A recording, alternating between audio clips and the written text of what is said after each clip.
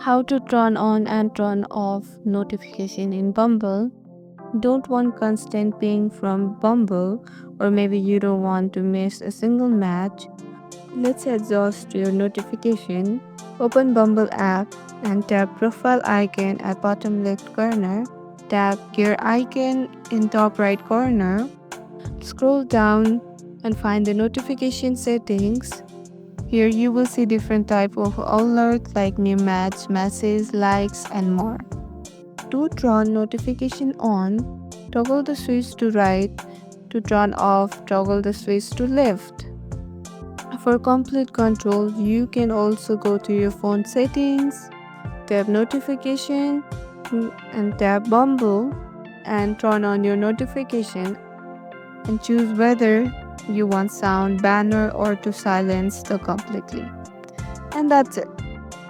You can now customize Bumble notification exactly the way you like.